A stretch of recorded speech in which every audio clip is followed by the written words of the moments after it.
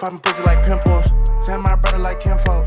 You get spun in the simple. There's story time to tell you guys about when we were on a shoot and nearly sentenced to death in Myanmar, a small country in Southeast Asia. So 2018, I sell a show to the History Channel called Face the Beast. It's starring Andrew Eucles, this Australian nut job that I'm a big fan of. He's a lot of fun. And we go to Myanmar to investigate the Ramri massacre, which is something you guys might have heard me talk about on Joe Rogan. THSI guy a big W. World War Facts, bro. This guy is lit, bro. Were killed and eaten by crocodiles. Well, I definitely messes with Buddy. Buddy. We're excited to go to this Ramri Island, which very few Western people have been to in the last 30 years. And we're like, this is going to be so cool. It's so remote. We're going to look for these giant crocodiles. And we did do all of that. And if you want to see it, check out Face the Beast. It's on the History Channel somewhere. You went to look for giant crocodiles in the middle of the night. That just doesn't sound fun. So as we're preparing to go to Myanmar for the shoot, something called the Rohingya Massacre is unveiled. Now, the Rohingya Massacre was where a religious group massacred another religious group in the north of Myanmar. And they did this over religious reasons, and it was filmed by some Thai tourists using drones to show all of the dead bodies. Well, these guys were captured by the Myanmar government for exposing this and sentenced to life in prison, and I believe killed, and I'd have to double check that, but things didn't go well for them. This literally happened about 12 hours Back before to Basics we is boarded kind the of like plane survival to go stuff. To Myanmar. Now, that sounds fine. I feel like I heard of Back to Basics very far before. From Ramri Island. We felt that we'd be fine continuing on with the show. I mean, obviously it had nothing to do with us. We're not religiously affiliated with either group, and we're like, we'll be good. Let's just go and shoot our show. But what we didn't know was as the Rohingya massacre had been unveiled, the country of Myanmar had then outlawed drones for the entire country. Now, of course, we're going to film a television show. We have drones in our backpacks. We know none of this. Here's what happens, though. Oh, we get on our planes. We're all excited. We have our double G&T. That's crazy. That's we land a in the bet, my capital. brother. And as we're coming down to go through customs, it's crazy there. Airports don't work the same all over the world. As we're coming down to go through customs, before we've cleared customs, we meet with our fixer. I ain't taking a big sip of my water. This awesome guy. Yes, sir. A local guy. Oh, yeah. No big sips for you, buddy. Massively you polite. gonna die. I drown again. Yeah, you definitely gonna drown. You take some big sips of some bubbly. Do you have drone? And I was like, of course. We have 2 drones. They were on our carnet. They're on our paperwork. You know this. Like, we have to film shows. We've got drones. He's like, oh, no drone, no drone. And I was like, what do you mean no drone? He's like, drone illegal now. And I was like, what do you mean drones are illegal now? He's like, you can't have drones. We didn't know any of this as it pertained to the Rohingya massacre at this time. Now, I go, well, what do we do? We got $50,000 in drones sitting in these cases right here. He's like, hide drone. So I'm like, okay, well, hide the drone. So I go over to Mitch and I whisper in his ear and I'm like, hey, listen, Mitch, like, apparently we can't have these drones, but what are we gonna do? Like, we have to have drones to make the show. Like, we're going somewhere that you can't get helicopters to film, and we're never gonna find crocs without the drones. Like, we got to hide them. And he's like, no problem, man. Like, that's how they find the crocodiles? Sectionable or whatever you call it. We can break them down and hide them in various pieces of the luggage. And I was like, okay, like, get the guys, go in that corner. As soon as the drone cases come off the conveyor belt, go in that corner and break them up. And he's like, you got it. So Mitch starts grabbing the things, and I'm pretending to fiddle with the carnet, and I'm doing my typical thing where I'm talking to customs. Hey guys, how's it going? Yeah, we're coming here to do this thing, and we're looking for crocodiles. And I'm distracting the 2 guys that were in the entire airport to do customs. Well, Mitch is breaking down and hiding the drones behind a wall of pelicans so that nobody can see. And he's putting a drone, he's putting a couple propellers in Johnny's backpack, and he's putting the body in Mitch's carry-on and blah, blah, blah, blah, blah, or Mark's carry-on, we're mixing it all up. Anyway, he gets done, he gives me the old nod, and I'm like, okay, guys, let's go, bring the gear. They bring the cases go through, zup, zup, zup, through the scanner, bing, bing, bing, bing, they found our drone. They open it up, it's the drone case with all the foam cutouts, and the guys have shoved cell phones and t-shirts and camera lenses in there, and the guy, he's like, hey, where's your drone? We're like, oh, no drone, we just used the case. Without skipping a beat, guy goes, okay, closes it, boom, we're off. We're out through security, we're high-fiving, we're like, we're so badass, we just smuggled drones into Myanmar, like, we're the ha ha ha, thinking we're so cool. Who cares? We're off, right? The next day we're on a car, and then a plane, and then a boat, and then I think another car, and we're at Ramri Island and we're filming. A whole week goes by, no stress, we're flying drones, we're finding crocodiles. Until somebody sees you. We actually save a kid's life who gets bitten by a crocodile. We might put some of that footage in here. It might be too graphic. You might have to go see it on the show. It's insane what happened with this kid getting bitten by a crocodile. Save his life.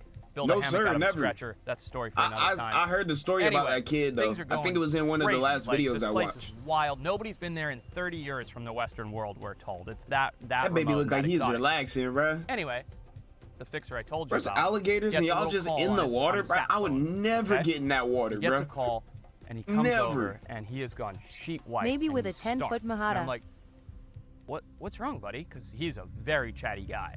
I'm like, what's wrong? He goes, or IDJK. Mr. Forrest. How to type it? What do you mean we're in big trouble?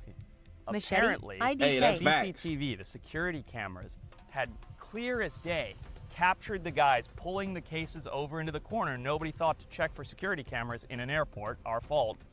And clear as day, they're seeing the guys pull out this giant drone. We had one of those big drones back then, the Matrice or something like that, I don't remember, or Inspire. And they see him breaking it down. Oh my goodness. And they've told him he has to report to the capital city immediately to turn himself in. They have video proof that we've broken down drones and smuggled him in, and they told that we are going to be sentenced to life in prison and that he has to turn himself in immediately or he'll be sentenced to death.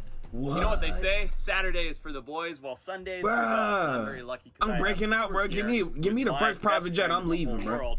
Give me the first. What? Like, what? Ingredients. I feed him Sundays. I'm living in the forest for the rest of my life. Like, y'all is not finding me, bro.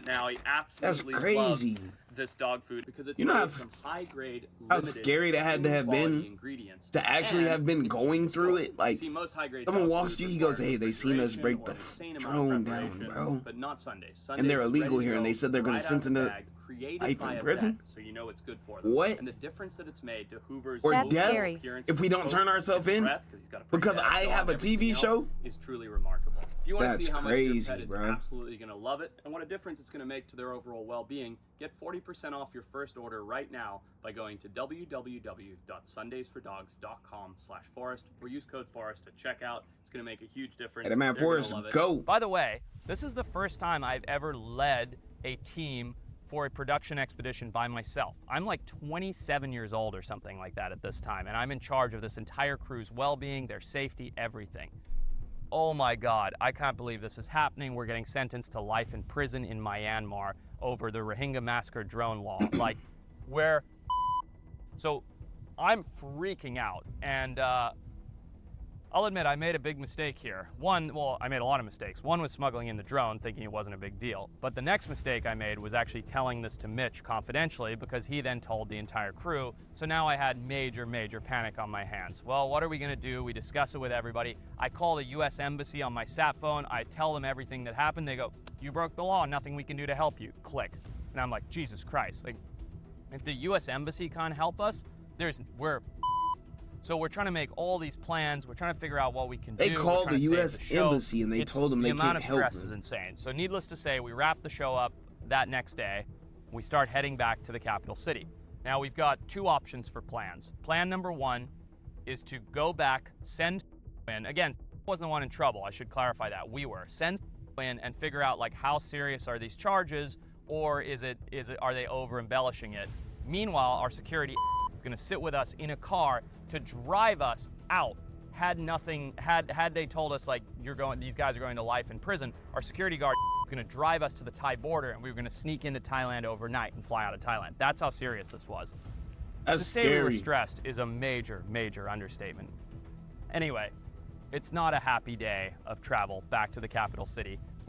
This is actually an interesting sidebar to the story. Because we're trying to save the show, we have a runner from New Zealand fly in, and we thought we were being watched by the government, so we literally did what felt like the craziest drug deal ever. We put all of the footage on a hard drive, and we pulled up to a stoplight in the city, and he pulled up next to us, rolled down his window, we handed the hard drive through the window to the runner, and he took off, and we never saw him again. Never even saw his face. He had a hoodie and sunglasses on. So we got the show out, so the show was good. Which at this point in my career, I was like, the show is the most important thing. It wasn't. I don't know why I even gave a about the show at this point, but we got the show out. That's crazy. We get to the airport that evening after getting the show out, goes in, and he comes back out 5 minutes later, and he goes, "Mr. Forrest, all power is down, and the man who called me in is not here today."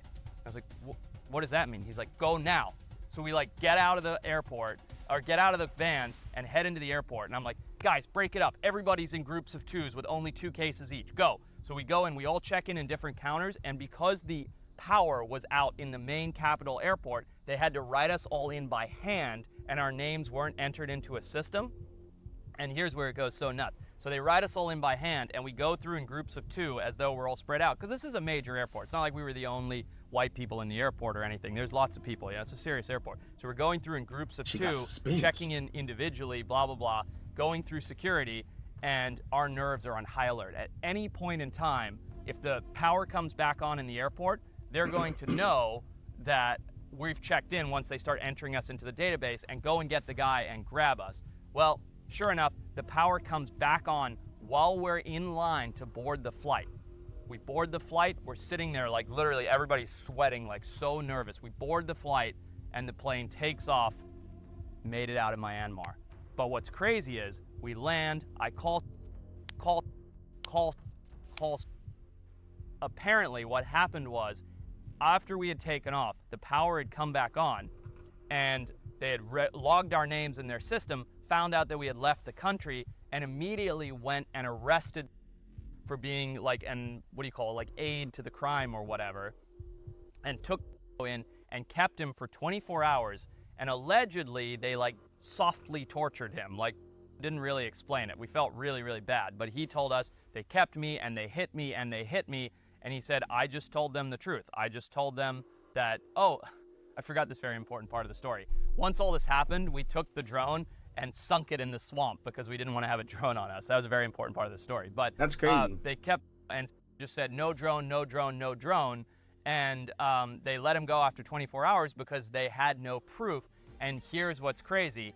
They had no proof because they had fired the guy that had led us through the airport, right? So they found out in hindsight that this guy had led us through the airport with a drone, had fired him, and then were waiting to capture us, prosecute us. We got out, then they arrested.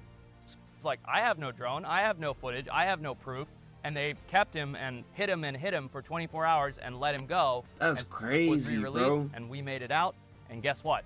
I'll never, ever be returning to Myanmar as long as I live, unfortunately. That's facts. Anyway, that's the end of the story time. Let me know if you guys like it. I don't want to go to jail for the rest of my life because I was recording a wildlife documentary. Bro, that's crazy, bro. You know how scary that had to be, bro? That had to be so scary. That's crazy. Bro, what? And then, what is your luck the day y'all come back to the capital that the power in the airport is out? Like, how lucky do you have to be for the power in the airport just to randomly go out, bruh? That's crazy, bruh. He didn't tell us the full story, bruh. Somebody went and knocked the power grid off, because how did the power go off? Like, what conveniently made the power go off at the airport as soon as they're sitting outside of it? He couldn't say that part in the video because it was probably legal. Come on. That's very convenient. That shit crazy though.